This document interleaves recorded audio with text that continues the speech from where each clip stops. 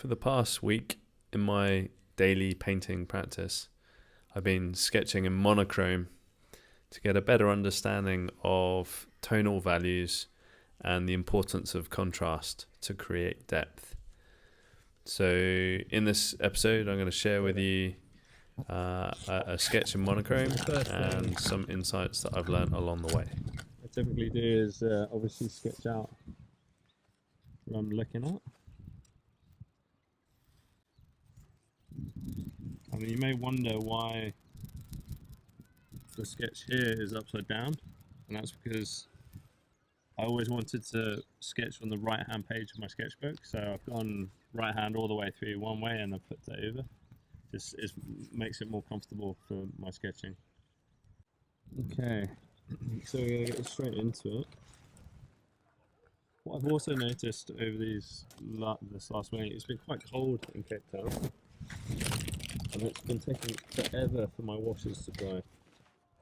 So that's something that I need to look into as a way of kind of fast tracking that, if you like. So I'm just closing my eye before I apply any wash and looking where the brightest brights are. That's obviously in the clouds at the moment. If you focus on a near side object, press your screen, touch your screen and hold, you'll get an autofocus lock feature, as you can see. Then take a photo with your picture out of focus slightly. If you then go into your photos and edit that photo, you can then choose one of the filters and change that photo to monochrome. And I found this is very helpful to clearly pick out the highlights, the darks and the midtones that might otherwise be tricked by your eye. So just a little bit of highlight up there, and then it drops off in value, and the reflection will always be slightly darker, I think. Make lots of mistakes as well. That's the beauty of sketching daily, is I get to make heaps and heaps of mistakes. I'm not ashamed to admit it. Something like that. I'll start laying in some colour now on the sides as well, because we're losing that light quickly. I'm just gonna try not to brush up against the mid side foot down. Peggy's a rescue dog, and she has 3 legs. She's super protective of me. So if you heard me shouting before, she's protecting me from other walkers. I've put her on a lead since, unfortunately.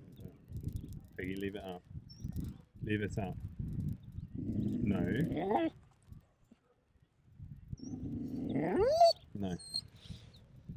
Okay, so I've laid down my lights and my mids, and I'm just going to go into that with a little bit of detail, and that's pretty much it for this sketch, I think. That's all we're going to have time for.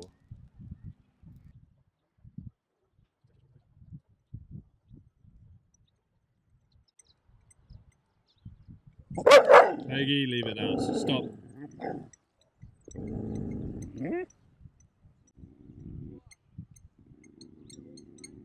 Peggy.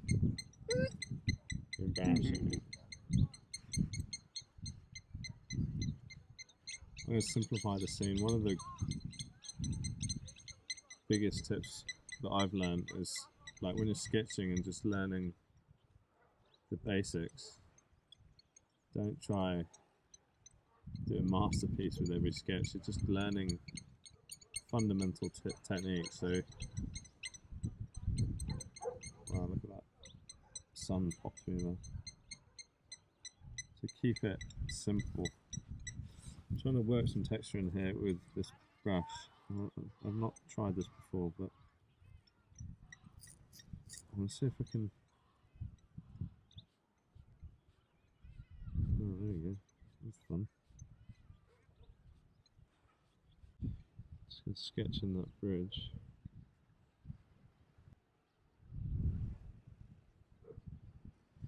One thing that I've noticed about people on YouTube that are really quite apt at this is that their brush marks are super confident.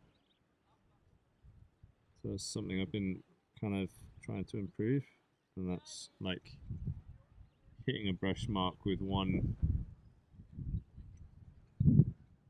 go. I'm putting in some pretty darks over here, trying to suggest some trees and foliage without going up onto that wet edge. I'm liking how it looks, so I'm going to carry on with it. So there you have it. That's the. You can decide whether you think that's any good or not. Okay, and that's that. I've lost the light, so I'm going to head back now.